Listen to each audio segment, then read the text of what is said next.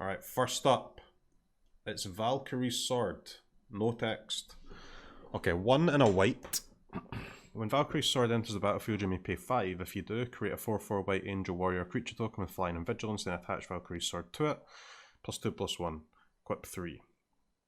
7 mana, 6/5. Into a weapon. It's not good enough. Revitalize. Skemfar Avenger. 1 and a black elf berserker. 2 mana, 3/1. Whenever another non-token elf or berserker you control dies, you draw a card and you lose 1 life. Gas! Alright. 1 second, guys. Absolute gas. I need to go to my Scryfall. Your decks. Golgari Elves. Okay. 4 of Skemfar Avenger. Which 2-drop is getting cut? We have Warmaster, Paragon, Preserver. I'm happy to cut the 2 Paragons, and then are we cutting 2 Preservers or 2 Warmasters here? I really like Preserver. Warmaster seems okay though. Honestly, actually, we can cut a Herald. Herald, 2 Paragons, and a Preserver. Okay. Maybe cut both Heralds, man. Herald's pretty trash, right? He kind of sucks.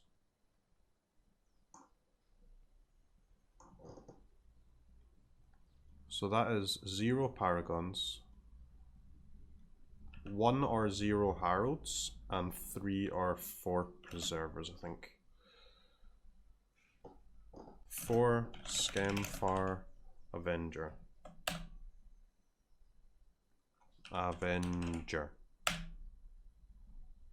Skemfar Avenger. What? Oh, yeah, this is the most recent card, huh? Okay, fine. Alright, it's there. Okay, that is a huge card for our elf deck. A huge card. Whenever a non-token... So, also trigger... Oh no, it doesn't trigger off itself. Okay, that's annoying. But still, it's fine. 2 mana Midnight Reaper, by the way. Sometimes you gotta take a 2 mana Midnight Reaper and say, okay, I accept this. It's not quite as good as a Midnight Reaper, but it's definitely good enough for 2 mana. It's also a Berserker, yeah. But there's just... I don't think this helps Berserkers enough though, right? There's no Berserkers, man. There's basically no Berserkers in Historic right now. So your Berserker deck has to come entirely from Kaldheim. Like, you literally need a full deck. You've got Zerta Goblin if you want to play Jund. That's it.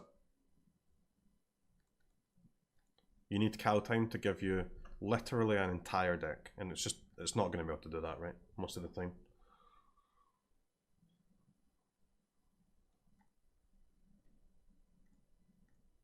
Very unlikely, I think, that you'll be able to play Berserkers, but obviously if you're playing Berserkers, this will be in it.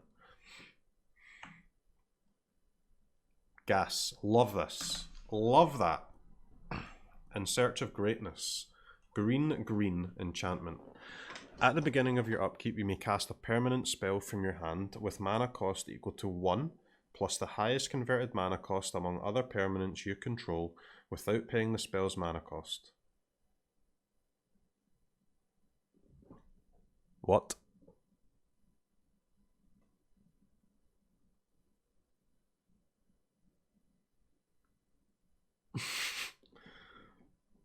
What? So you cast this on turn 2, and what, your upkeep, you get just a free 3-drop? Hello?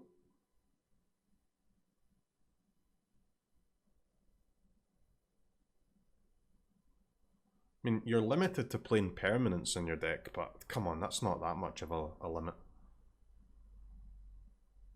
Oh, it's other permanents again. Okay, fucking hell, thank God. Alright, well, I don't know, guys, it's not that good then, is it? It's actually not that good. Don't at me.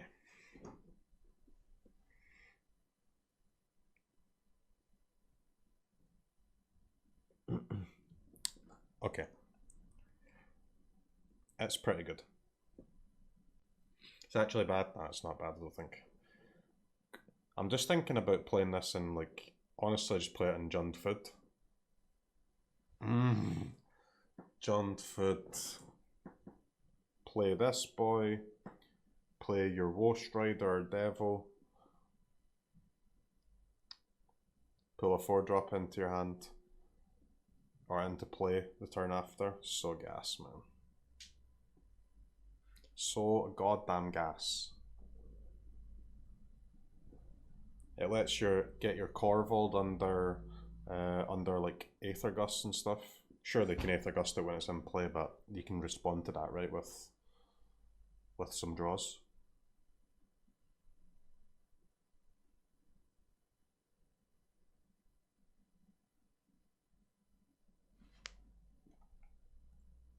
What 4-drop permanent in Jund Food though? I mean, you can play Wolf, you can play Vraska, you can play Rankle, you can play whatever, right? You need to play this in a deck where you're drawing a bunch of cards, right? Food's a great one for that.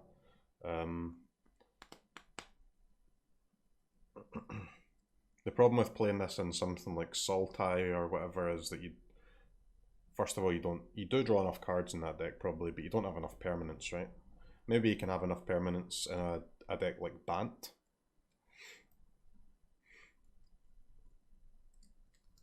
With your like permanent removal spells. And that's just historic, right? I mean, what do you do in standard though?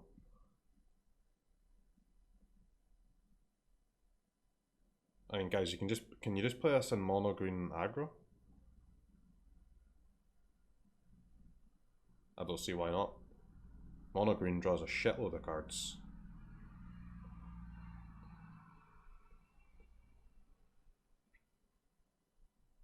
If you cast a Crushing Balog from your hand, then next turn you can put a Henge into play for 0 mana in your upkeep.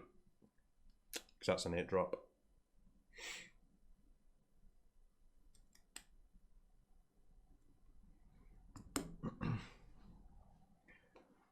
I mean, it's good in mono green Food, yeah.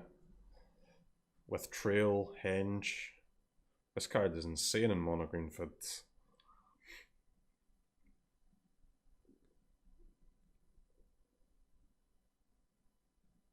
Because, I mean, like, the only...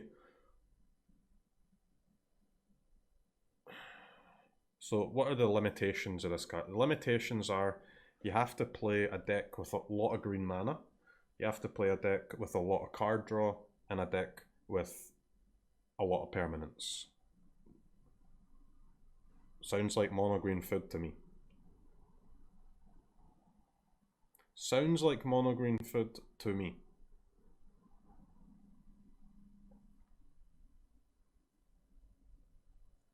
And a good curve, yeah. Yeah, I've got to have a good curve, obviously.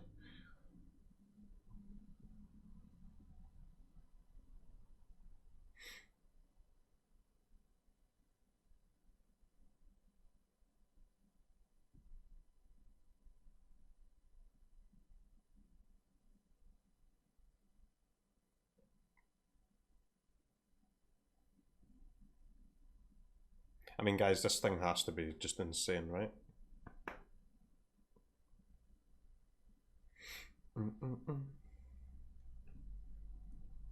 Has to be insane.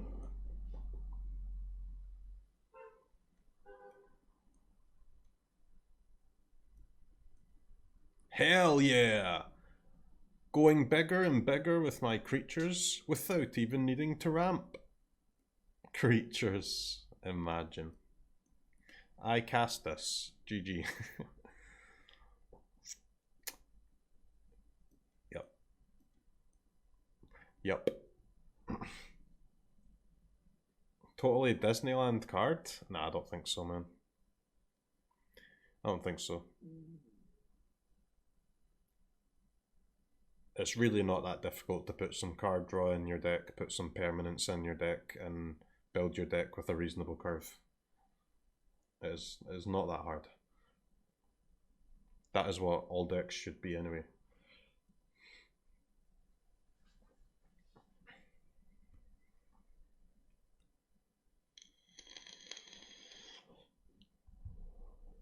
Yeah, like mono green food or Selesnya Yorion or Abzan Yorion or whatever. It'll just be sick in those type of decks. Because those decks are all permanents anyway, right? You want to play this in decks where you don't need to make any concessions to have a lot of permanents in your deck, and they've all got decent curves too.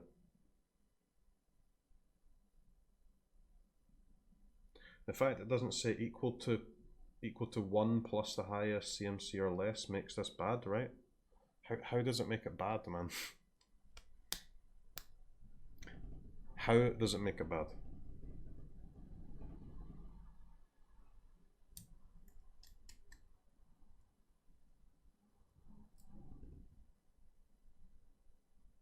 Some of you guys are reading this card and thinking, if this doesn't put something into play every turn for the rest of the game, it sucks. If this puts something into play twice, you're already GG. And let me tell you, the decks that play this, it's going to put something into play more than twice.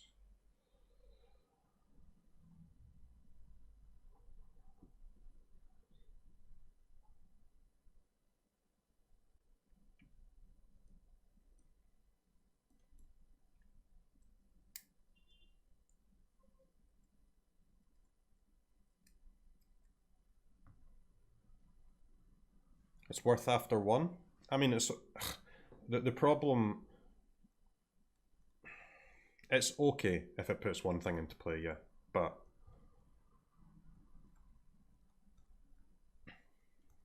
you're looking for it to put two things into play, I think.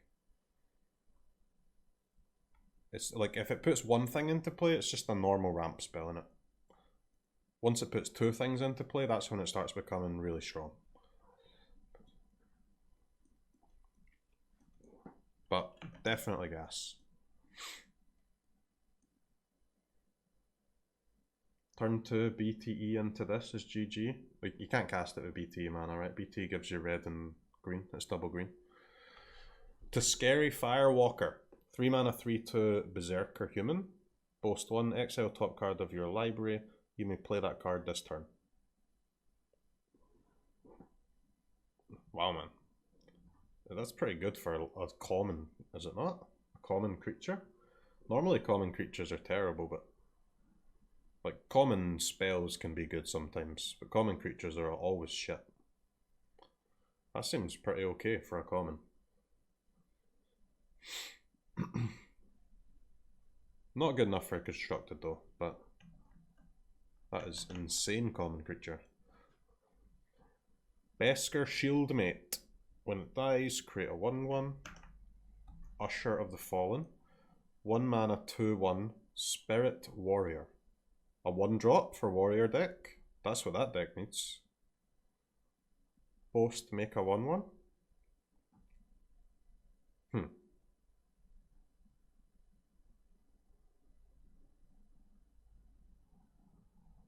Well, that card's gas. That card's gas. So Warrior Tribal needs a 1-drop, cool. Spirit Tribal needs a 1-drop, cool. Does this go in mono white? So Dog, Alseid, Speaker, Giant Killer?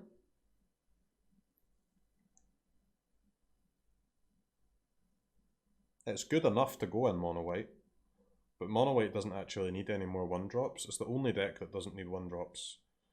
And I don't know if it's better than any of those ones you already got.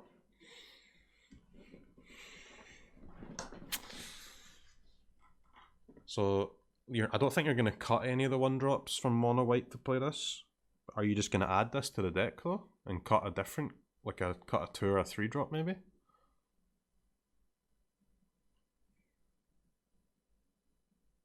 Maybe.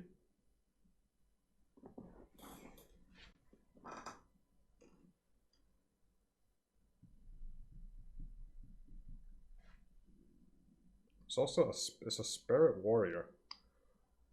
So it's a decent 1-drop that triggers Winota as well.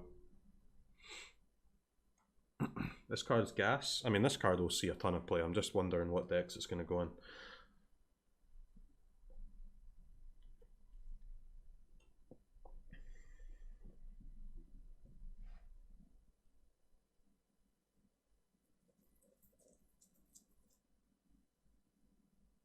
Because I tried to do Warrior Tribal yesterday when we were building decks.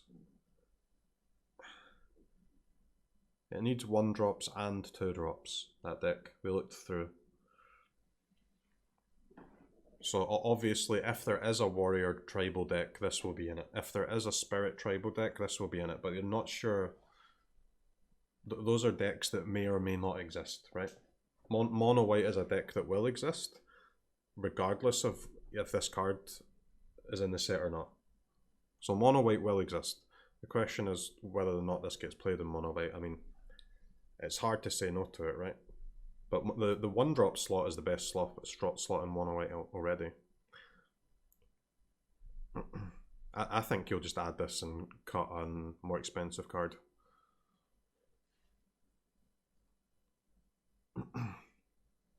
Well, Historic Spirits needs 1-drops, yeah. But this card's nowhere near as good in Historic though, right? Because of Cat, Goblins, those type of things. Stitcher, Supplier, there's a million 1/1s in Historic, like 1-mana 1/1s that are doing something for the opponent immediately, and they can also clock block this card. So I think this will be a standard only card. But it is giga good enough to be played in standard though. This thing's gas. Absolute gas. So I actually have, I don't know if I saved the Warriors deck, I don't think I did. No. But we have like a mono, this is like the beginnings of a mono white Winota deck.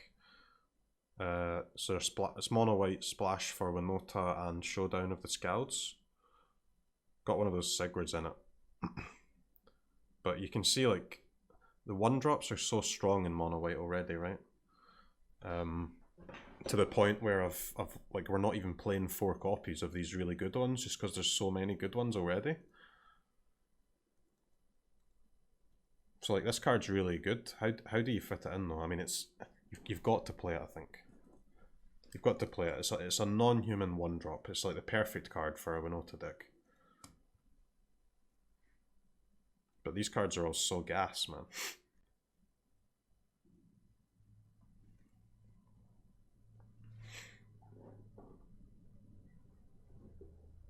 Like maybe you can cut Speaker and Heliod.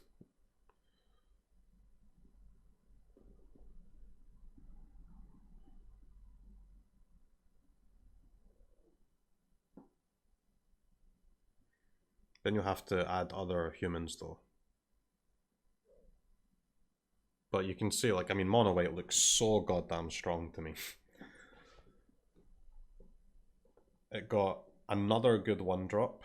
It got an insane top end card. And it's always had nutty 2s and 3s. Mono white looking gas. Big time gas. And this is just like, there's still 100 cards to go, right? And this is only a quick draft we did of a possible deck here. Because the cool thing about mono white is that if you ignore Winota here, right? If you ignore Winota, If you just build mono white normally and make no changes to it, that you no concessions to your deck, it just kind of happens that you've got a really good split of humans and non-humans just by what the best white creatures are. So then it's essentially free to put Winota in. The only thing that it costs you is having to play some passages and one Triome. And then you get a solid Winota deck. Seems gas to me. Alright, card's boring. Poison the Cup. Destroy target creature if the spell was foretold, scry 2. If the spell was foretold, scry 2.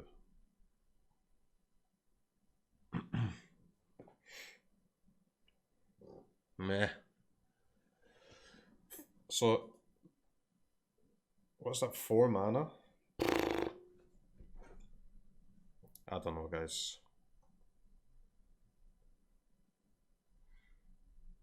This is just like slow and expensive for no reason, isn't it? You're paying 2 mana to scry 2 with this card.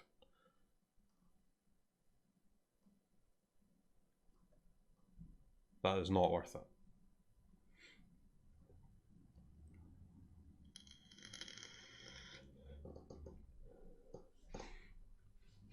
One mana? Well, no. It's 2 mana, right? Because the alternative is you play Heartless Act or Eliminate for 2 mana. And this is 4 mana to destroy a creature and scry 2. This thing is a dog. Land. Axguard Armory enters tapped. Add white and 1, 2 red and a white to search library for aura or equipment and put it into your hand.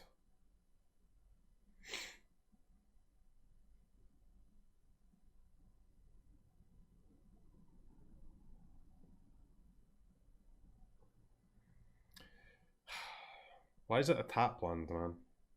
Like, couldn't this could just be an untapped land, right?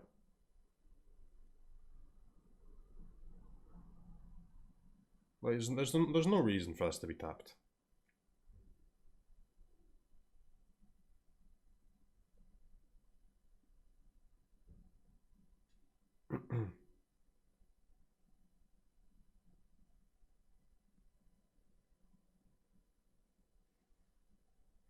If it's untapped, then it's strictly better than plains.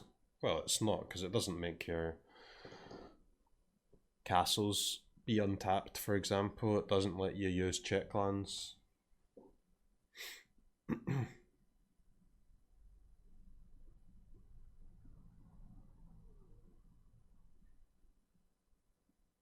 mean, it is draw 2 off of a land, guys, for what, 5 mana?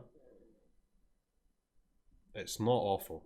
The main problem that I have is that decks that want to draw auras and or equipments do not want to have tapped white sources. At least not a lot of them. But you never know, man. Maybe a deck that plays auras and equipments will be able to handle like a one-off of this.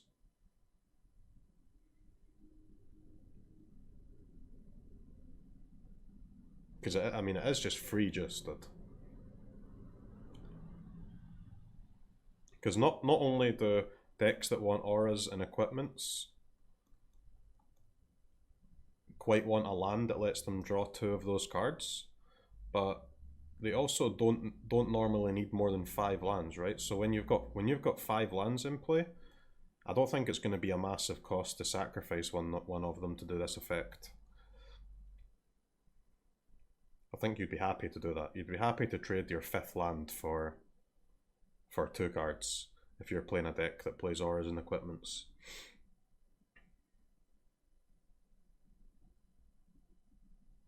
Maybe something like Warrior Tribal would play this.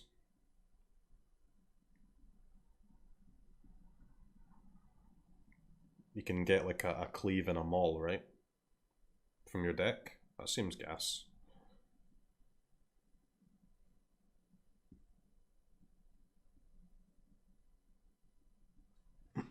I think this might get played, guys.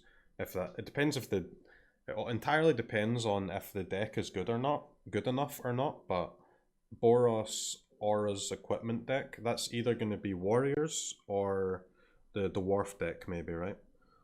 If either of those decks are good enough, I think they might play like a copy of this. Maybe even two, man. Maybe two.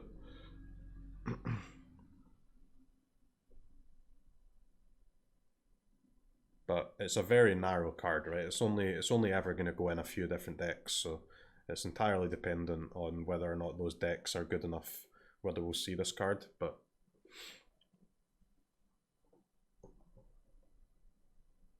I think it's good enough, man, for sure. It's good enough to be played in that deck. The only question is that deck good enough? Runed Crown. Artifact equipment. When Runed Crown enters the battlefield, you may search your library, hand, or graveyard for a rune card, put it onto the battlefield attached to Rune Crown. If you search your library this way, shuffle it. Equipped creature gets +1/+1. Equipped 2. Well, I mean, we need to see what runes are, right? So this is a weapon. 3 mana weapon with equip 2. And it's +1/+1 plus a rune's effect. And it thins your deck by 1, I guess. Which is pretty good.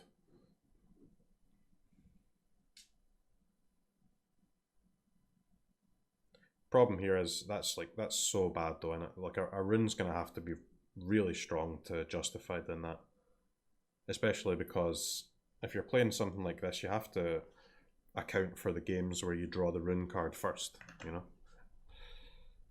So you're gonna need a super good rune for that to be worth it. Jarl of the Abandoned. 3 black, 3/2, flash. When it enters a battlefield, destroy creature or planeswalker that was dealt damage this turn. It's got Foretell.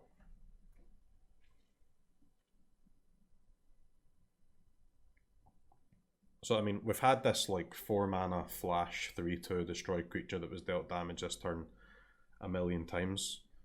I don't think Foretell is anywhere near good enough to take that from unplayable to playable. Draugr Mind Thief. 3 mana blue 3/2. Zombie Rogue. When it enters a battlefield, look at the top card of target player's library. You may put that card into its owner's graveyard. Nope. Carfell Port. Another tap land. Tap for blue. 3 blue, black, black. Tap and sack it. So, what, 7? 7 mana. Mill 4 cards and return a creature card from graveyard to the battlefield tapped. See, that one is not worth it. That one ain't worth it.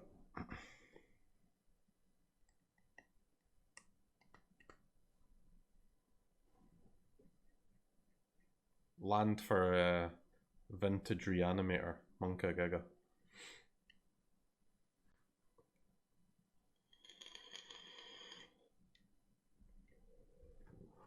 It's the only decent one? Nah, this thing sucks, man. Compare this to Emiria's Call. It's tapped instead of untapped. It's 1 creature instead of 2 4/4s. I mean, it's just shit. You lose a land off the battlefield.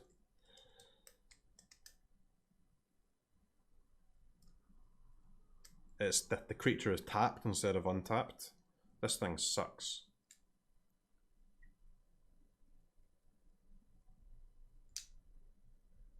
A plus side of it is it's instant and uncounterable instead of sorcery and counterable, but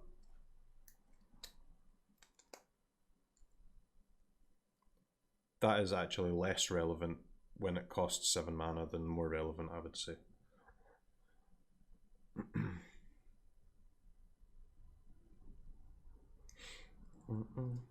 This is going to win games? Well, Emiria's Call already wins games, man, and it's a better card.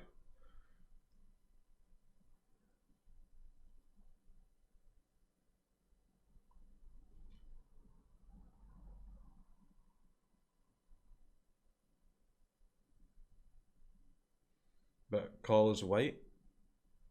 True. That is true. But what, like, I mean, what creature do you want? Are you playing in your blue, black, maybe X control deck?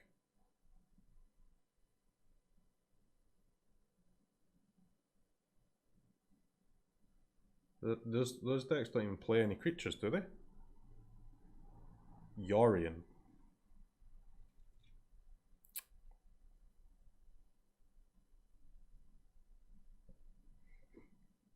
Okay.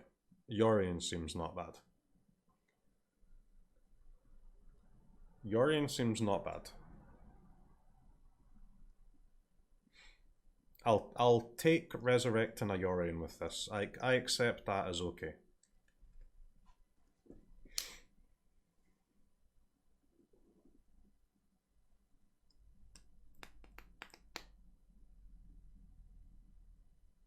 That is okay. I just like blue black Yorion is not a deck, is it? So you're gonna have to play Esper, right? And does Esper want a tapped blue in standard when the mana's already bad enough? Maybe. But I like if we're talking about Yorion, I can see this as a Yorion card, yeah.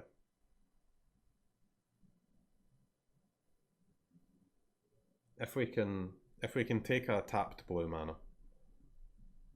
Sure.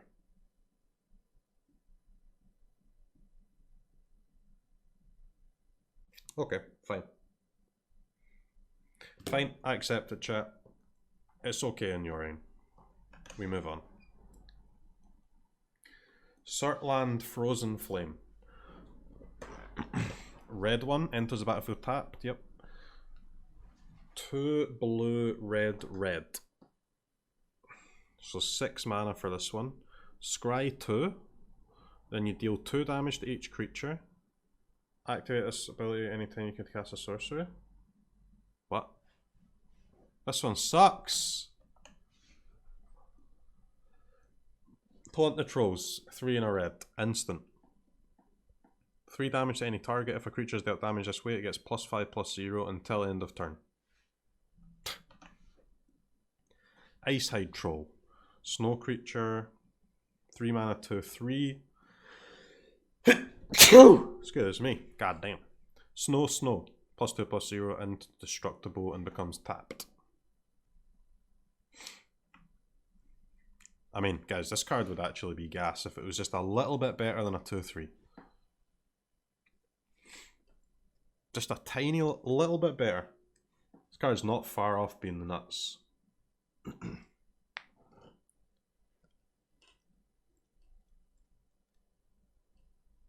Like, is this good enough for standard as a 3/3? I think so.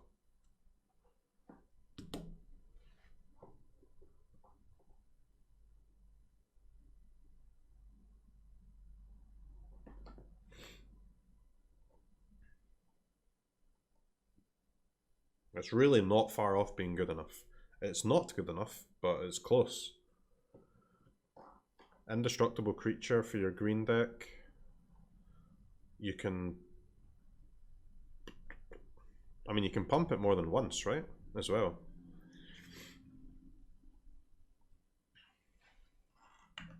I don't think that's really close to being good. Do not underestimate indestructible creatures, man. They always get played. Hallowblade, Vanguard, they're always good. Resolute Valkyrie. 4 mana, 3/2, but that one is a lot worse than those 2 cards, obviously. Resolute Valkyrie, 3 and a white, creature, angel, warrior. Instead of paying the mana cost to cast a spell, you may pay 1 white and exile a creature card from your graveyard flying. 2 mana, 3/2 flyer. I mean, Angel deck really needs 2 drops. And I think it would play this, but there's no way to have... But it won't see play because you can't get a creature into your graveyard by turn 2. Can't play onto? Yeah, exactly. But what the angel deck needs is 2-drops, to be fair. So we'd like to see some more. Alright, Redain, God of Justice, and Redain Shield. 2 and a white, 3 and a white. For creature or artifact. So it's a 3 mana, 2/3 flying vigilance. Snow lands that opponents control enter the battlefield tapped. Opponents have to pay 2 more to cast non-creature spells with converted mana cost 4 or more. And the shield is when a source that an opponent controls deals damage to you or a permanent you control, it deals -1 of the damage instead. Whenever you're a permanent you control is targeted by a spell or ability that an opponent controls, the opponent may pay 1. If they don't, that spell or ability is countered.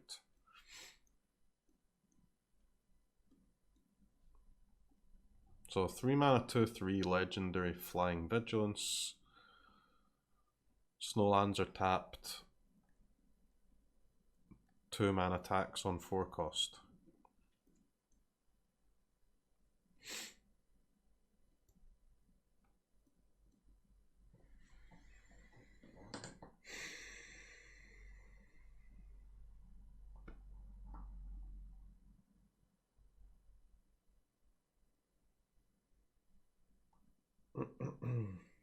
I don't know, guys.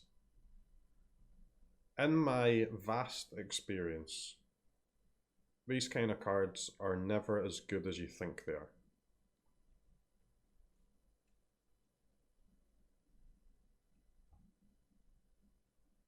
But this one does seem a little bit better than the other ones that were shit.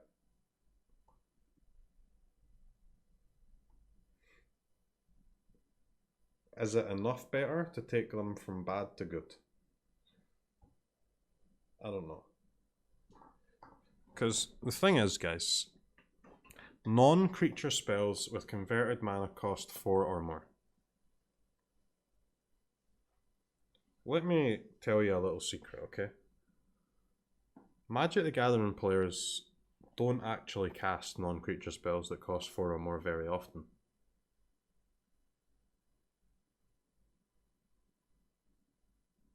Not as often as you would think.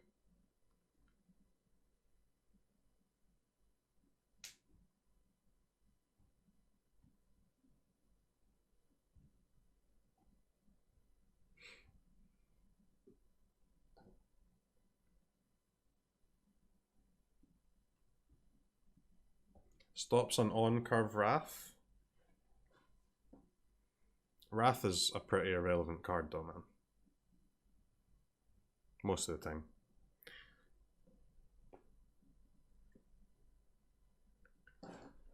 Because Wrath is... I've explained this before, but Wrath is a decent card, right? Especially against creature decks. It's a decent card. But most creature decks are built now in a way to not really feel the effects of being Wrathed. The creature decks that see play are the ones that with, I don't know, like card draw when their creatures die, or recurable threats, or cycling creatures, you know, like creature-based decks nowadays, almost all of them are now built in ways to essentially negate the effect of Wraths completely.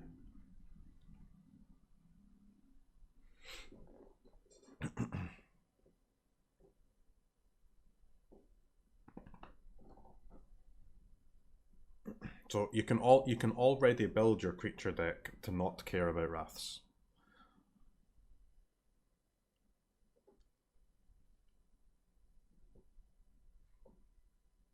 So I don't think Wrath is the most relevant card that you're stopping with this. I think it's going to be Planeswalkers, right?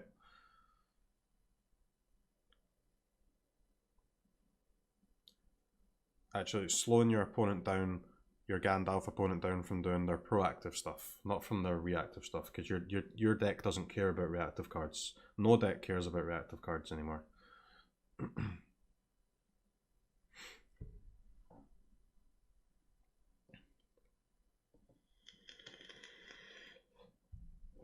Yes, so stopping your Gruul opponent from casting Henge. Sure. Stopping your Gandalf opponent from casting Eugene. Stopping your Sultai historic opponent from casting Nissa. This is the relevant stuff. Stopping someone from casting a Wrath, it doesn't matter. Who cares? Your deck doesn't care about Wrath. The deck that you're playing this card in doesn't care about Wrath. No deck cares about Wrath.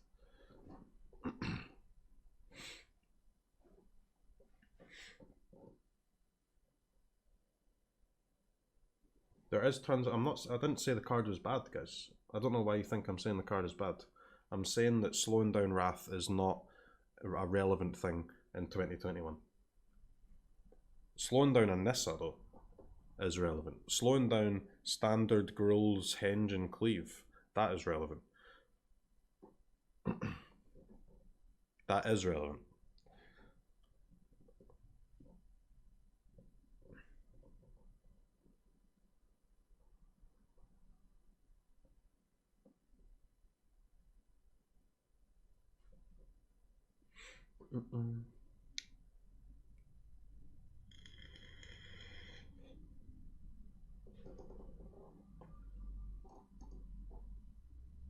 He doesn't want people to play this because they will shut down Devil Pings.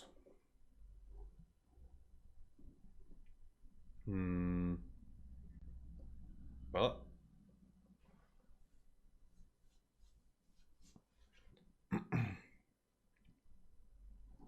I think this card is making a case to be okay. It's making a case to be okay. It's not more than okay. It's probably less than okay. It might just about push to be okay.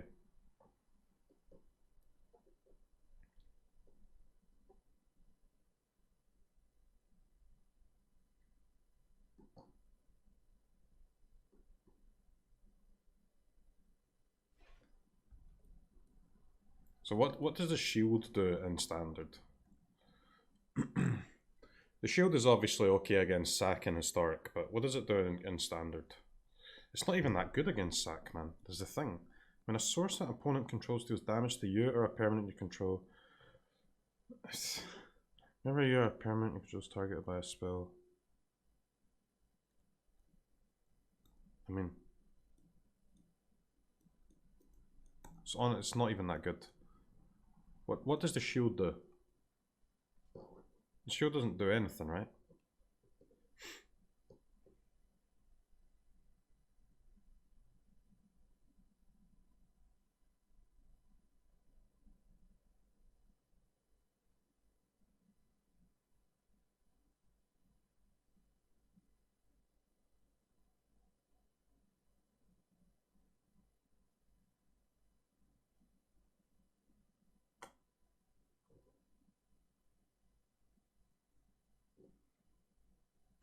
Shield side is irrelevant. I can't think of anything it does in standard, man. I mean, it makes your opponent's Lovestruck Beast token deal 0 damage. It makes their Lovestruck Beast only deal 4.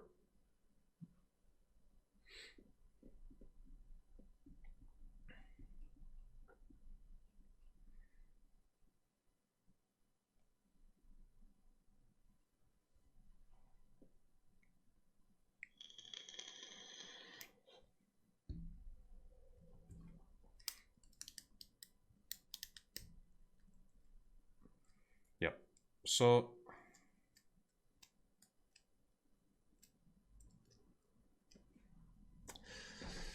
Well, guys, what can I say? This card will see low to 0 play. Don't at me. Low to 0 play.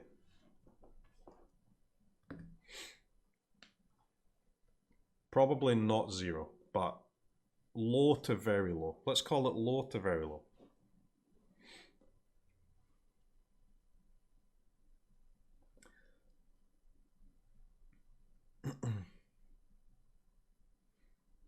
Low, of course, it's white. No, white's good colour, man. White is a strong colour. The problem is that white just has better cards than this, man. This is... You guys are saying that this won't see play because it's white, but it's the opposite of that, man. This would be more likely to see play if it was a different colour. White just has better cards than this.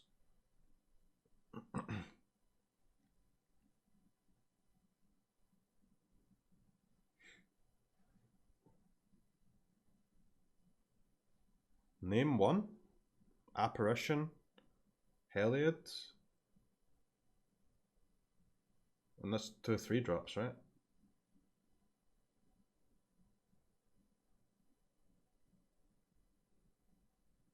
The god is way better than this. The 3-drop flash god. Or it's more relevant in more matchups.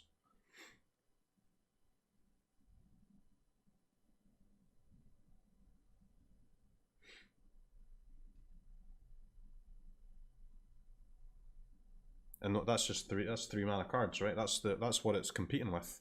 It's competing with the other white 3-drops in some creature-ish based deck, because you can't. This is not a control card either, unless you're sideboarding this in fucking Bant or something in a Gandalf mirror maybe. But why? You're gonna tap out on turn 3 to play this creature to stop them doing what on turn 4? To stop them casting a fucking Chemist's Insight or some shit. I don't know.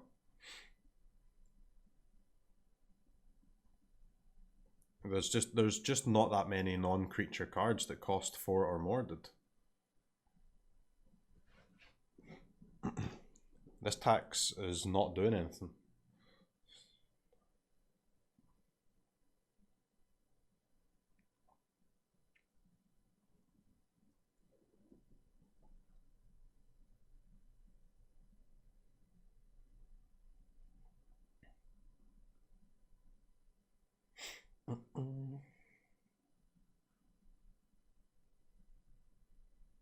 New sagas? Yes, I said not that many, dude. I didn't say 0. Yes, in Magic the Gathering, there are non-creature spells that cost 4 or more mana. There are more than 0. But like I said, there's not that many.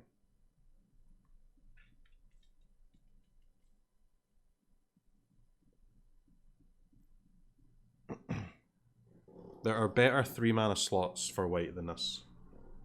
There's even there's a better one in Kaldheim already. Good card though. It's a good card, but it's competing in an insanely strong slot in a very powerful colour.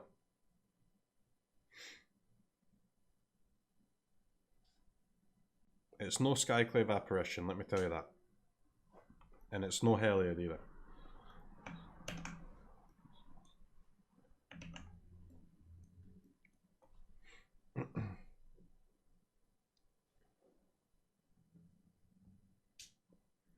Carfell Kennelmaster. 4 black, creature, zombie, berserker. When Carfell Kennelmaster enters the battlefield, up to 2 target creatures each get +1/+0 and gain indestructible. No!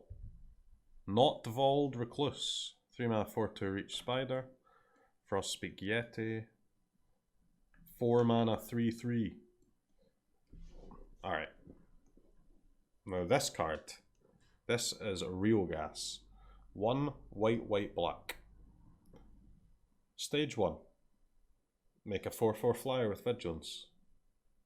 Okay. Very cool. Stage 2. Until the end of turn, angels you control gain tap. Destroy target creature with power less than the power of this creature. Also very cool. Stage 3. Angels, aka your creatures with horsemanship, gain double strike until end of turn. Also very, very cool. That's 3 very cool reactions. Very cool stages of the saga. I've never seen this card before. This is the first time I've seen it, but I've very quickly evaluated it to be good. That's just because I'm capable of just reading cards and just knowing like that whether they're good or not. That's because I do not succumb to Disneyland theories in my own head. I'm able to just see a card and picture it in a real game of Magic and just see how it interacts. Sometimes when I close my eyes, I just see numbers floating around, you know? I don't know if any of you guys feel that way. Like, I close my eyes now and there's up here, there's a 7 and there's like 5s everywhere, there's 4s and 3s. I see things, you know? Magic the Gathering Neo, that's what they call me.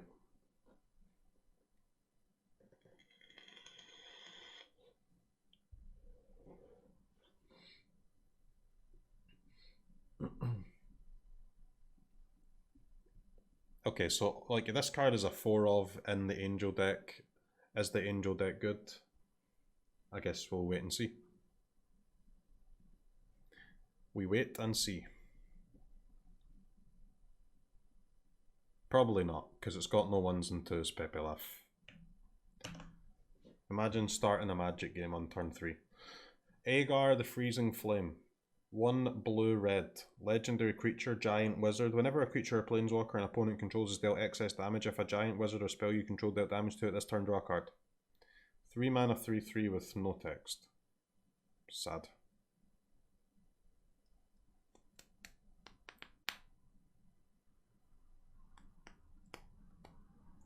It's very sad.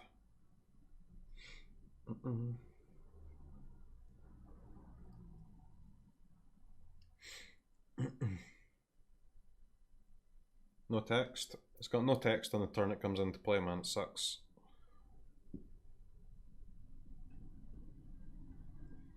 It sucks.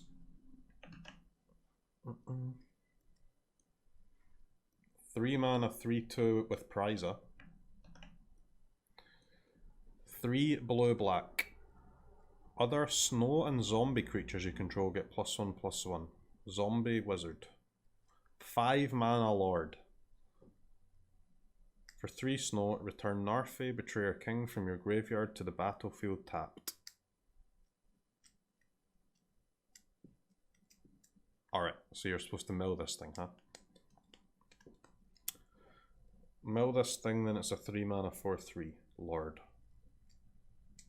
Other snow and zombie creatures get +1/+1.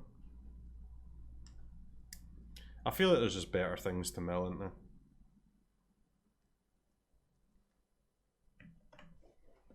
If you're playing a mill deck, if you're playing like a self-mill deck, a lot of your cards are lands, a lot of your cards are effects to mill yourself, and there's actually not that many payoffs from milling yourself, and that is certainly not going to be good enough to play instead of the rest of them.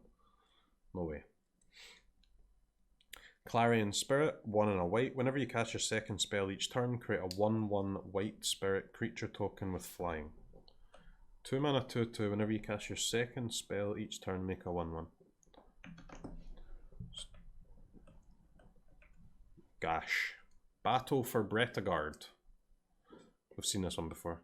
1 green white enchantment saga, create a 1/1 white human warrior creature token, create a 1/1 green elf warrior creature token, choose any number of artifact tokens and our creature tokens you control with different names for each of them, create a token that's a copy of it. So, this is a token Andy card. I mean, if the rest of the cards in your token deck are good to this deck, this card's clearly strong enough to be in it. But I just don't think there's that many token cards in Standard, is there?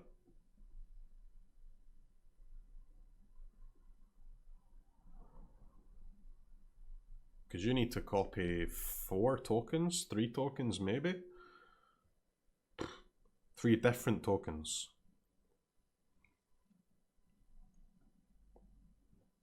Probably 4, right? Which, I mean, it's not impossible, but it's just kind of unlikely. But tokens are crazy strong, man. Tokens are the best creatures in Magic. No cap. But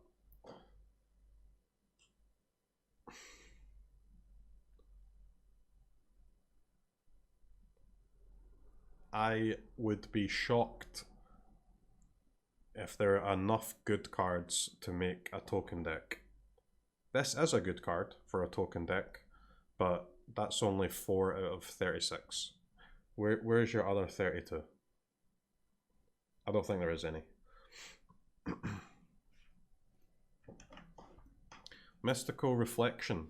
1 blue instant. Choose target non-legendary creature the next time that at least one creature or planeswalker enters the battlefield this turn. They enter as copies of the chosen creature. Foretell blue.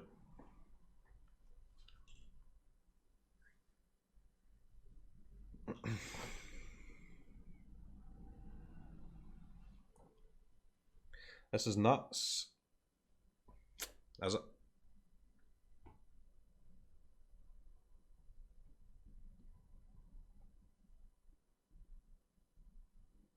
Seems like whatever to me.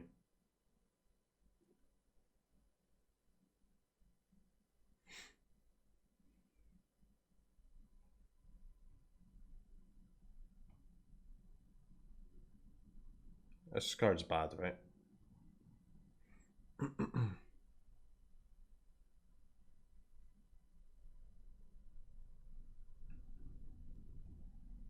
Like a removal spell or a counter spell are both better than this. It's part of, this is a combo card. It's not a Gandalf card.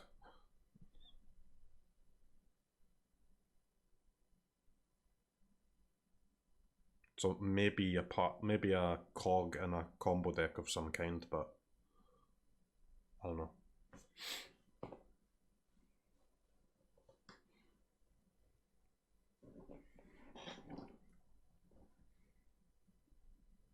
Definitely not a Gandalf card though.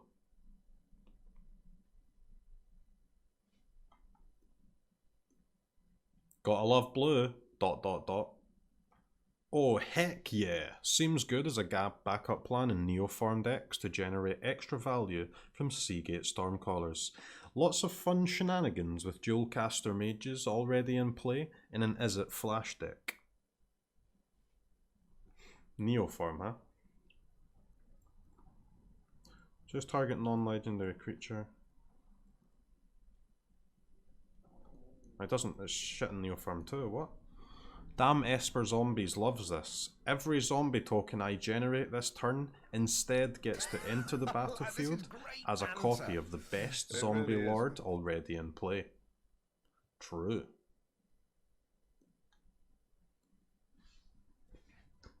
True. Many zombie lords can be made with Mystical Reflection.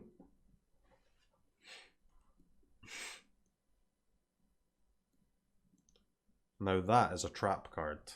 True, Brandon. Opponent casts a bomb creature. Nope, it's a ruin crab now. Okay. That's not what I thought he meant by trap card. Brandon actually feels like it's good. Why would you upgrade their creature? Nice one, Simon. That's funny.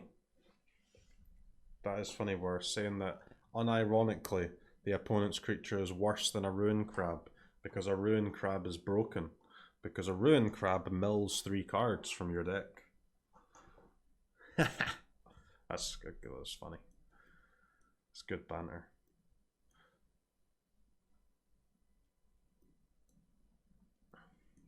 Turn your cheap creature or tokens into your opponent's bomb creatures. Turn your cheap creature or tokens into your opponent's creatures token. Into your op heap creatures tokens .1 bomb creatures. Classic blue restriction has to be applied at just the right time or it does nothing. This with Rise of the Dreadmarn is a disgusting combo.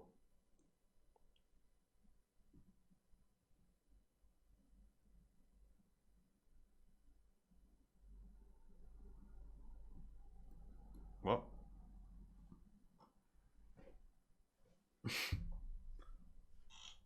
You can turn your 2/2 zombies into 2/2 zombies, or what?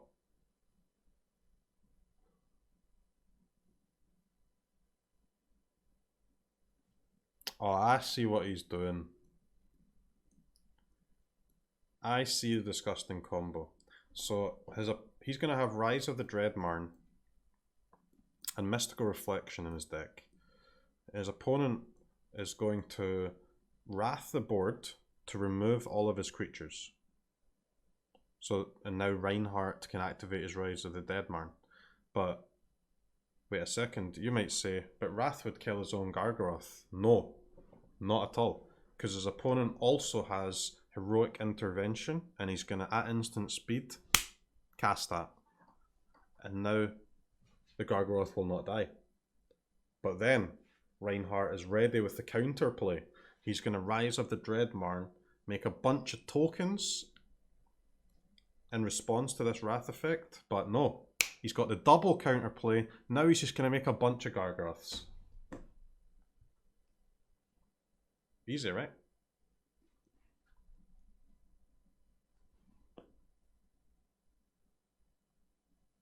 That's Magic the Gathering. That is a legal play.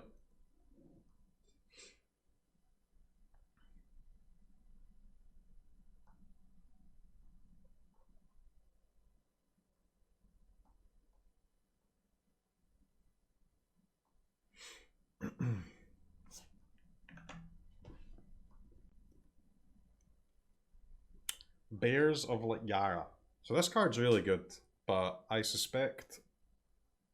I really don't know how you'd play this card though.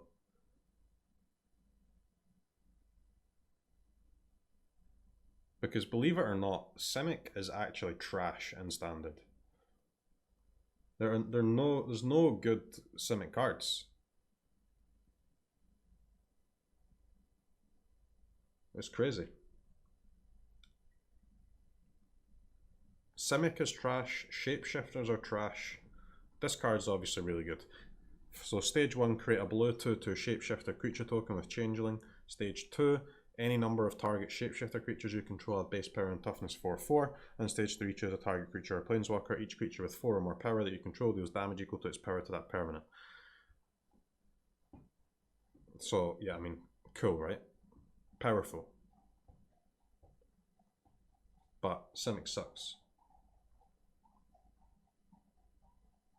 Simic has 0 archetypes.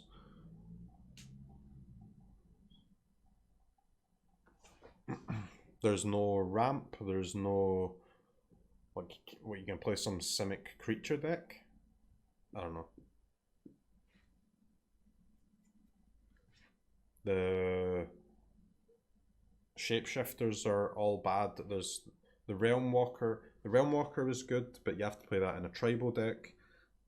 And you can't play it in tribal Shapeshifter tribal because there's not enough good Shapeshifters. So you can't play Realm Walker in the same deck as this card.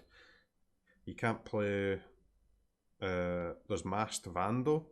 That's a good Shapeshifter, but that's kind of a sideboard card, right? That's enchantment and artifact removal. Maybe we'll have a meta where that's main deckable, but.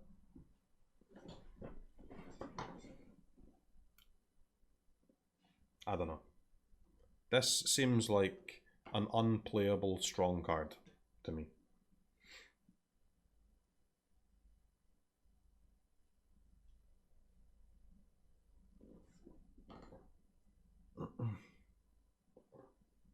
There's lots of cards like that. This is the Calyx of the set, guys. This is the Kaldheim Calyx.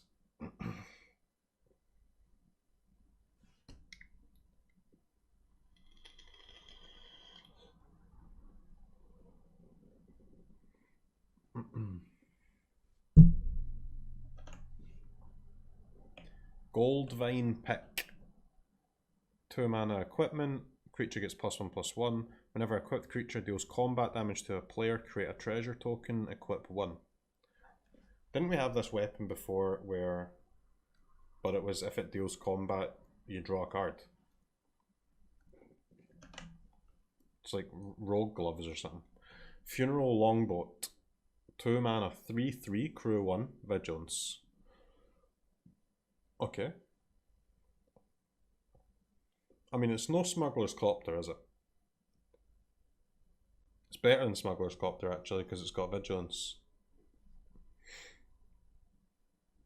Because Smuggler's Copter draws you 0 cards in total. Because you draw one and then you have to discard one.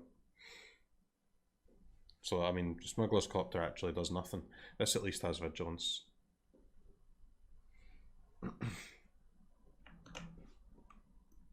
Trash. Wings of the Cosmos. White, 1 mana, instant, +1/+3 and flying. Shit. Draugur's Helm. 1 black artifact equipment. When Draugur's Helm enters the battlefield, you may pay 2 black. Wait, so 2 mana equipment. And when it enters the battlefield, you may pay another 3. If you do, create a 2/2 token, then attach the helm to it. +2/+2 and menace. So this is a what? 5 mana, 4/4 with menace, and then you get a weapon with equip 4. Nowhere, not even close to being good enough. Battle of Frost and Fire. 5 mana saga. Deal 4 damage to each non-giant creature and each planeswalker. Stage 2, scry 3. Stage 3, whenever you cast a spell with converted mana cost 5 or greater this turn, draw 2 cards, then discard a card. We saw this. Yeah, this card sucks. Cyclone Summoner. 7 mana, 7/7. When it enters the battlefield, if you cast it from your hand, return all permanents except for giants, wizards, and lands to their owner's hand.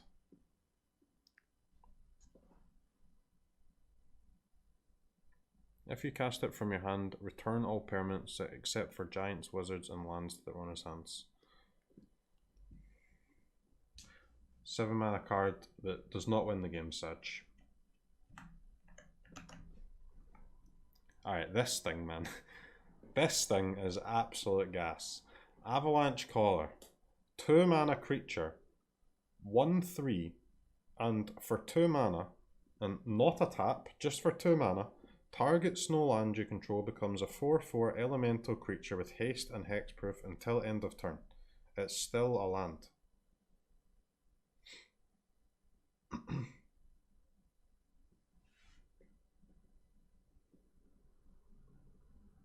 This is a Magic the Gathering card that I will give my stamp of approval. This is a Magic card.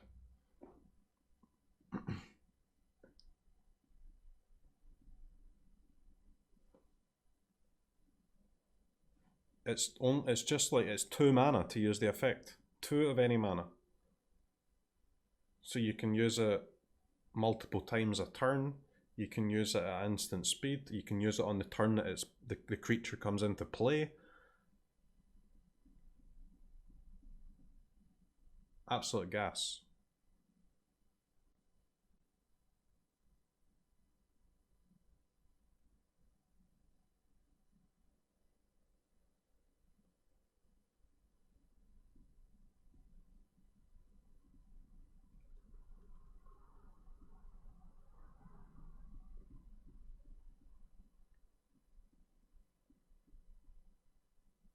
Absolute goddamn gas.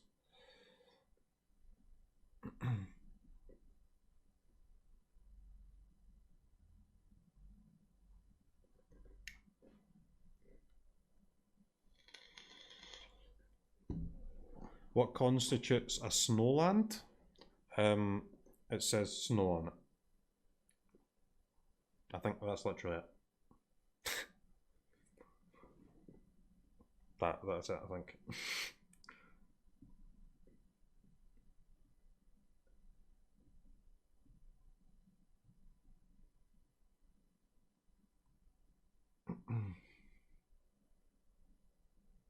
So what type of deck plays this?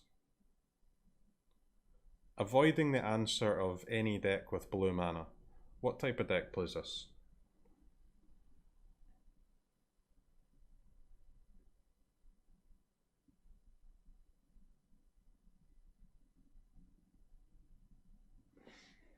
How do you go? How does it? Is there a key bind to go like back a tab on Chrome?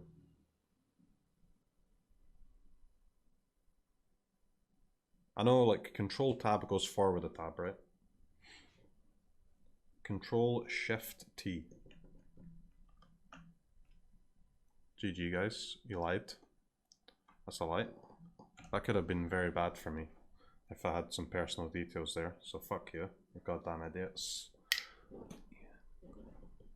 Don't do that type of thing, man, that's weird. Shapeshifter creatures, okay. I was going to see if there's a wombo combo there, but there's not. Make your land have base power 4/4. This might break the snow deck. Oh, we've already seen these comments, right?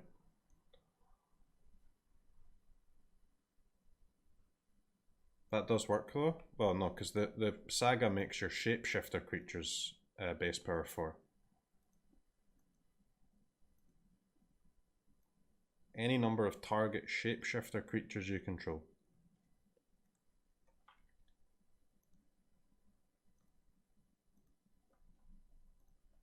I mean, like, this card is just gas, right? You're just going to see this in a ton of different decks.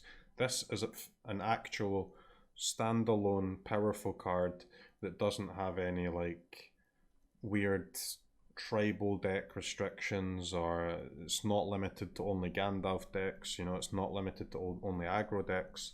This is just a good Magic the Gathering card that will go in a lot of good Magic the Gathering decks. Very cool.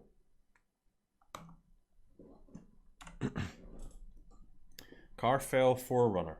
1 blue, snow creature, zombie wizard. Tap, add blue. Spend this mana only to foretell cards or to cast instants and sorceries. Nope. Boreal Wanderer. 4 blue. Snow creature, giant wizard. When it enters the battlefield, tap target artifact or creature an opponent controls. The snow is used to cast a spell. That creature or artifact doesn't untap during that player's next untap step. Nope. Blue ramp. Man, there's a million blue ramp spells and nobody uses them. King Harold's Revenge. 2 green sorcery. Until end of turn, target creature gets +1/+1 for each creature you control and gains trample. It must be blocked this turn if able. Nope. Duskwielder. 1 mana, 1/2. Creature, elf, berserker. Boast 1. Target opponent loses 1 life and you gain 1 life. Vicious Conquistador, where you have to pay to do the effect. XD. Squash. 4 red, instant. This spell costs 3 less to cast. If you control a giant, Squash deals 6 damage to target creature or planeswalker. So if you control a giant, you can cast an eliminate that sometimes doesn't kill the opponent's creature. Nice. Matangia Mentor, 3 and a green. Creature, elf, warrior. When it enters the battlefield, create a 1/1 token. 4 mana, 4/3. Nice. Jasper Sentinel. Green. Creature, elf, rogue. Reach. Tap. Tap an untap creature you control. Add 1 mana of any colour. Tap 2 creatures. Make 1 mana. So on turn 1 you cast this. On turn 2 you play a 2-drop. You tap both of them. You make 1 mana. It's absolutely a relevant card unless you have 2 1-drops in your hand and a 2-drop and 2 lands. And even then, it's pretty shit. Dog shit. Hellish Pet. 2 and a black. Creature imp. Whenever you cast a second spell each turn, put a +1/+1 counter on Hellish Pet and it gains flying until end of turn. Shepherd of the Cosmos. 4 white, creature angel. Warrior, flying. When Shepherd of the Cosmos enters the battlefield, return target permanent with converted mana cost 2 or less from your graveyard to the battlefield. Foretell 3 white. What?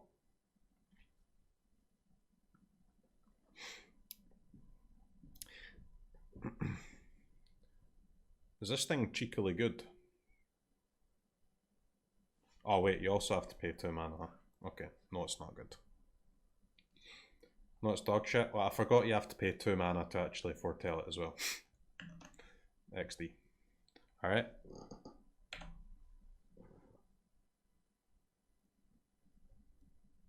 People are saying I missed a card. I don't think I missed a card though.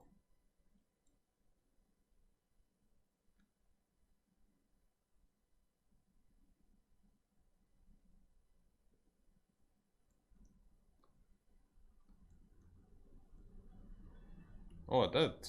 Ascendant Spirit. Blue 1-drop. Blue. Blue Spirit. Second 1 mana Spirit, by the way. There's also the white blue 1 mana Spirit, white one. Alright. 1/1. For 2 snow, becomes a Spirit Warrior with base power and toughness 2/3. For 3 snow, if Ascendant Spirit spirit is a warrior, put a flying counter on it, and it becomes a spirit warrior angel with base power and toughness 4/4.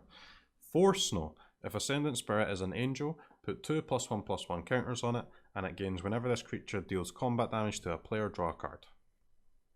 So it's a 1 mana 1/1, and then it becomes a 2/3, and then it becomes a 4/4 with flying, and then it becomes a 6/6 with flying and draw a card.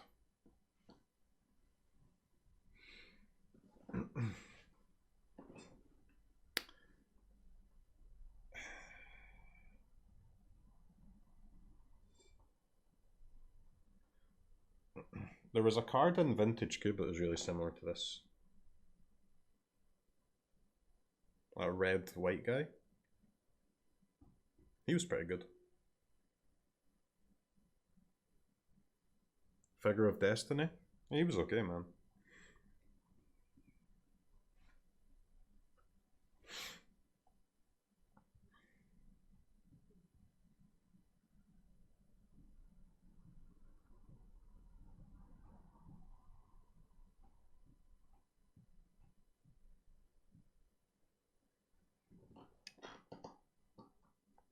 Is this card good? You like design? Yeah, I think the cards like this are cool, man.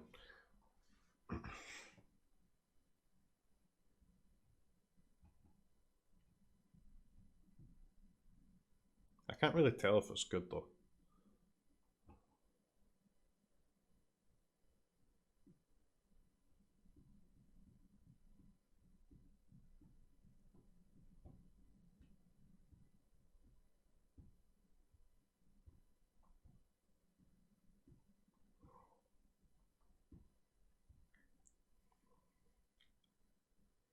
It does seem like it should be good, right?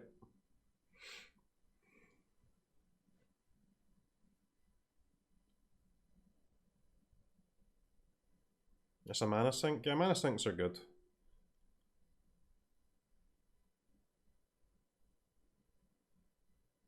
It's unlikely that it would ever be awful. I just wish the first creature had flying, you know?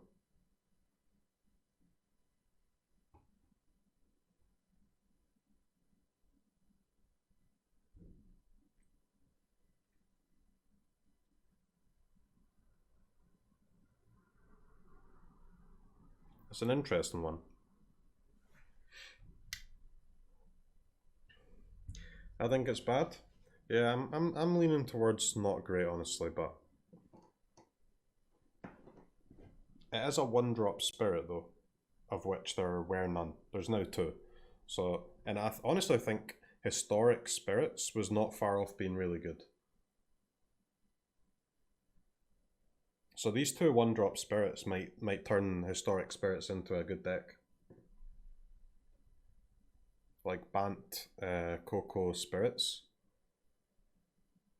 The problem is that the 2 1-drops are both not flyers. That's annoying.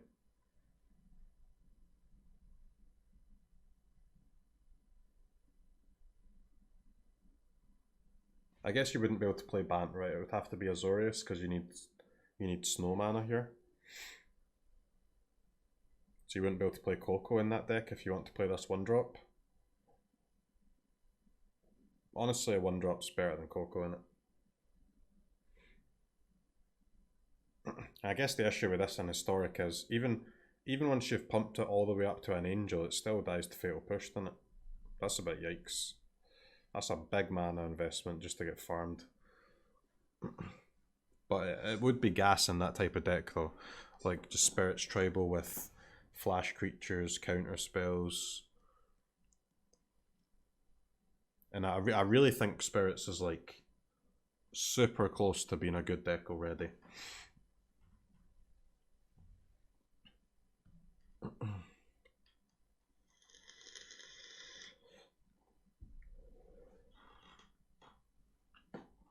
Because you get 2 1-drops, right? What does Spirits look like right now?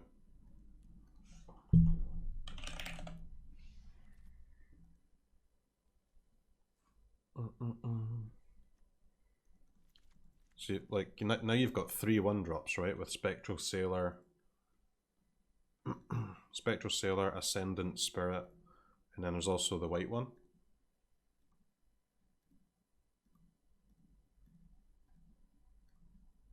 Fuck, that was it, wasn't it?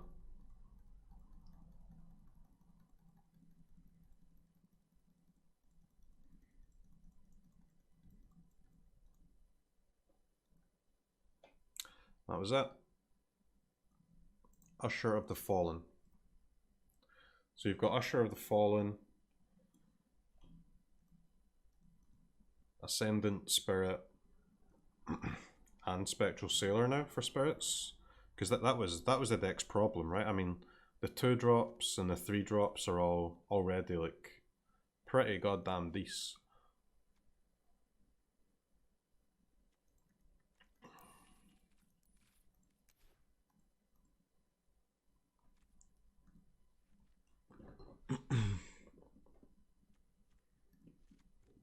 Shacklegeist, Rattle Chains, Kira, the Herald, Apparition. I mean, those 2 extra 1-drops, and now all of a sudden add some counter spells, and you've got a deck, right? You've got a full deck now instead of 2/3 of a deck missing some 1-drops. That like 1-drops is exactly what the deck needs. Still Coco? Well, I think to play Coco you would have to play this one, right? You wouldn't be able to play this one in Coco because you won't have any snow mana. So I don't know. I've never played Spirits in my life, man. I've only played against it like twice, so I don't know what you value more out of Coco or just play Azorius for better mana and get another 1-drop, but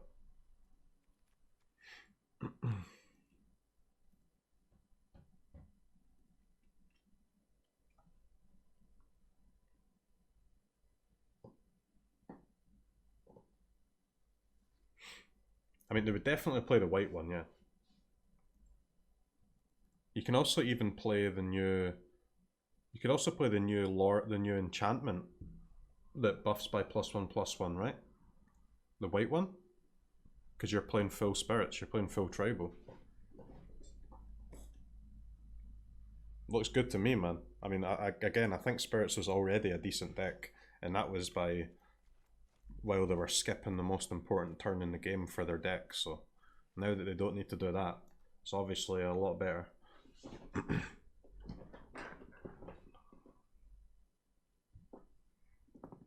Go Bant for Coco? Well, again, I've already explained that, right? You have to, you either play Coco or you play Ascendant Spirit. You cannot play both because you need snow mana for this.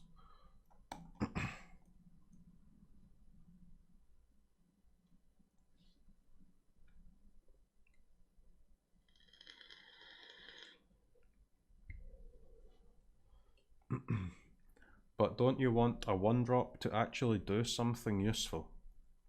Well, like what? Like draw cards? Or grow if you hold up a counter spell and you don't need to use it? Or make some more creatures if you attack with your tempo deck? Something useful like that? Yes, I'd think so, yeah.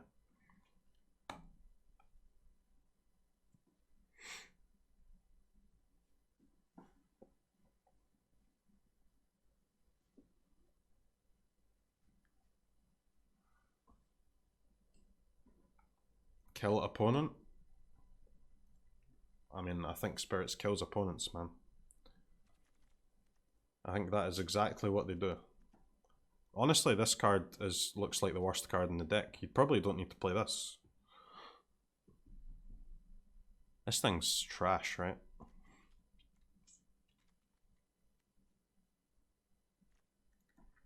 Depends how much space you need.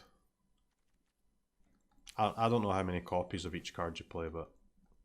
Dude, I can't even temporarily add 4 Rattle Chains to my deck. It's making me craft them. What the fuck? I just wanted to have a look at the deck, dude. Fuck off.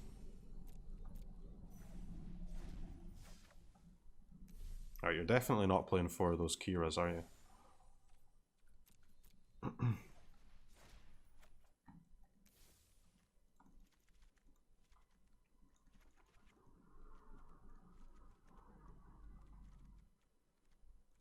Well, if you play those 8 1-drops, that's 62 cards before you've even added any counters, so I guess you're cutting... Honestly, do you just not play this thing? Maybe the Herald's not that good.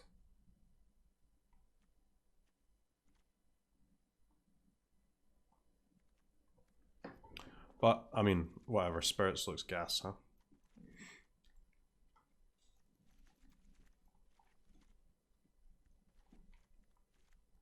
So you've got all this shit, and then you've also got that 2-mana Anthem, Enchantment Anthem if you want it. You've got a bunch of counter spells if you want them. You can play Coco if you want. There's definitely a deck there somewhere. For sure. You can play... I don't know if Spirits probably doesn't play like Curious Obsession or anything, does it? I doubt it.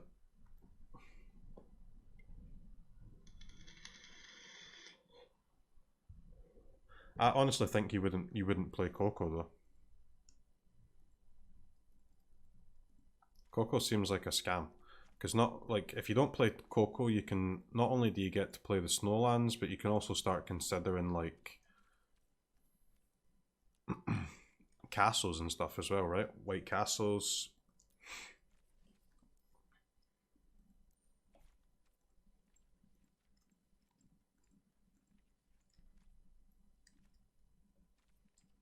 Absolute gas.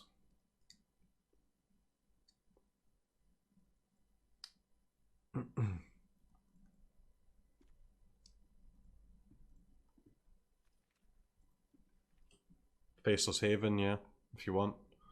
Some manlands.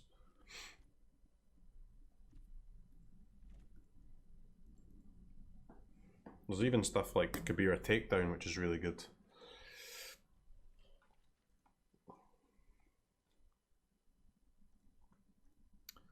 Alright, what are we saying here?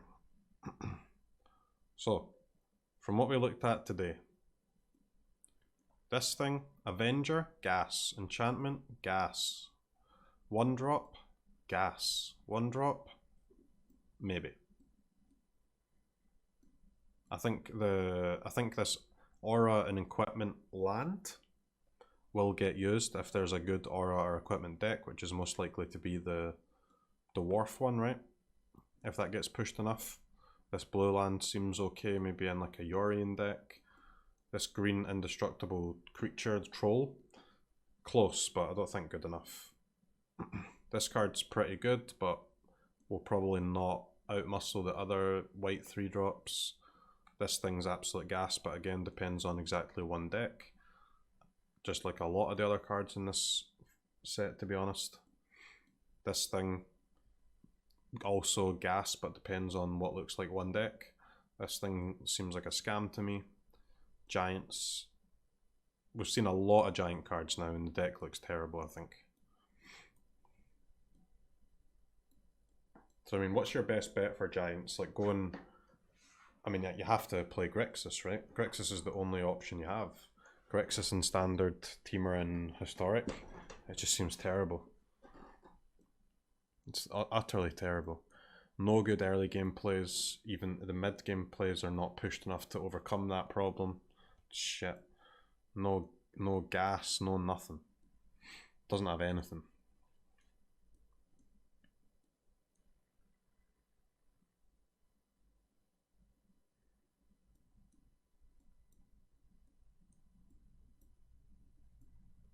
Yeah. So a few good cards there, to be fair. A few decent cards. Couple of 1-drops, which is nice. Couple of good lands. And then these two just beasts. Beast of cards, these two.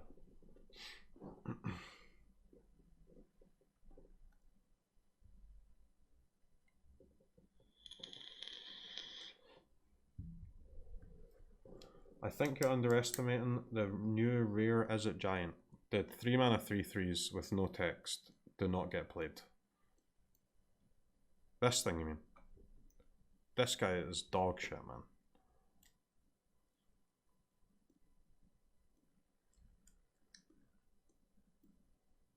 You cannot play a 3 mana 3/3 that has no text. Could you review the green enchantment again? Sure, man. In Search of Greatness. Pretty good. Dude, I love this Avenger card. What an absolute little beast. Does that Skemfar Avenger, does that let you play Village Rites and Golgari Elves? Because I quite want to play Village Rites and Golgari Elves now.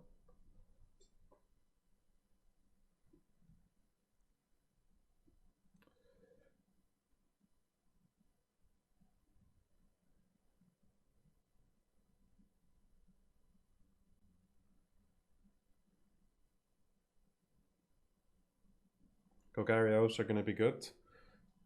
We have the Golgari Elves like version here from the cards that we saw so far, and I mean it looks pretty good. Again, like most decks, it's missing some 1-drops, but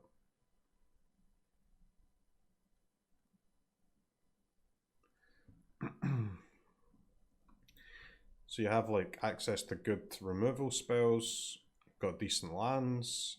This Herald card is gas, Tyvar is gas. You have Vivian, you can use Realm Walker as an elf, so you've got a bunch of ways to play off the top of your deck.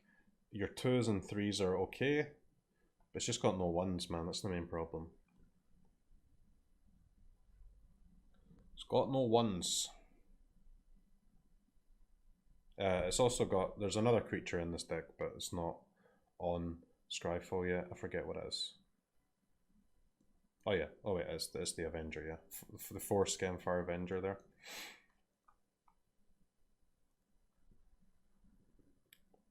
You can also play Master Vandal on the sideboard, which is super gas.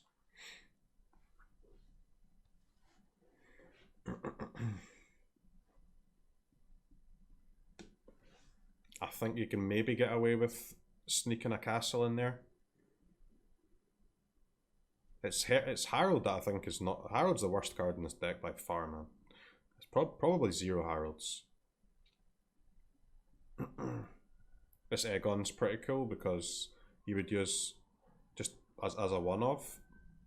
Like most of the time you would be using it as the artifact, but you can just play it as a creature, right? If you've already got a bunch of stuff, if it's like super late game, you've already got a bunch of stuff in the graveyard.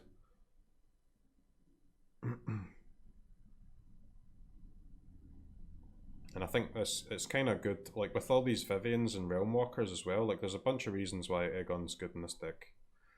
It can mill stuff for your Heralds to be able to get stuff back, and also with the Realm Walkers and the Vivians, you're going to be playing creatures off the top of your deck most of the time, right? So most times you're going to be passing turn with a land on top, right?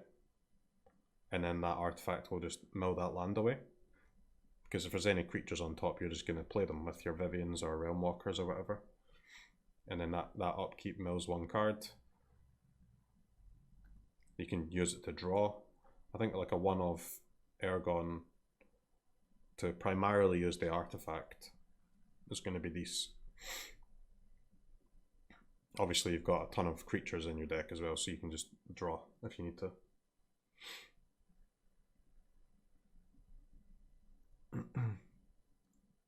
New Golgari land?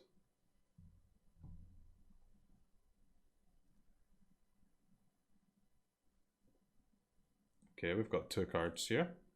Hold up. Hold. Create 2/1 red dwarf berserker creature tokens. Well, that sucks, doesn't it? Alright, Skemfar Elderhall. So a green tap source, and for 5 for 6 and a sack, or 5 and a sack, I guess. Up to 1 target creature you don't control gets -2/-2. Creature, create 2 1/1 elf warrior, 1/1 green elf warrior creature tokens. -2/-2 and make 2 tokens.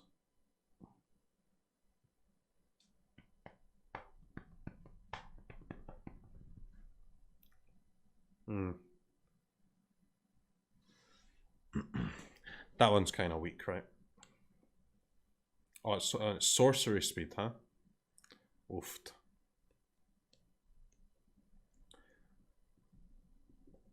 Yeah, I don't know about this one. So it's like only a -2/-2 until end of turn.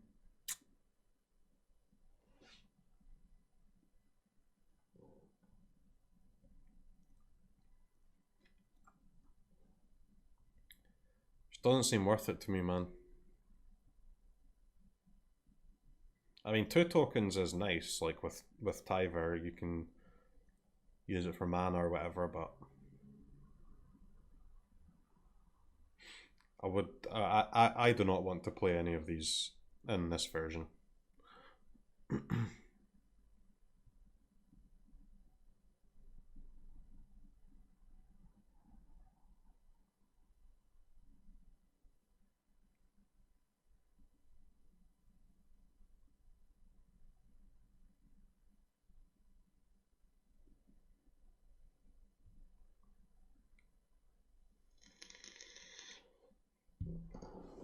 What deck would want to play that? I mean, like, I don't think Sultai would want this ever, would it? Sultai gets like a -2/-2 removal and then two 1/1 tokens. I don't think so.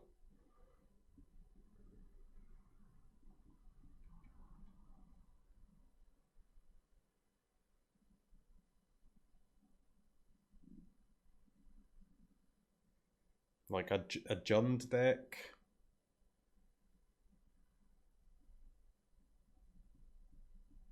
Again, not really. Jund doesn't really want to play too many tap lands.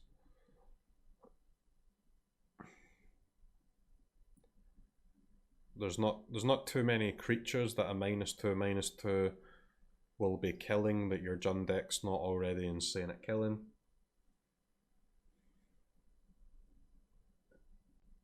I just don't really see this fitting anywhere.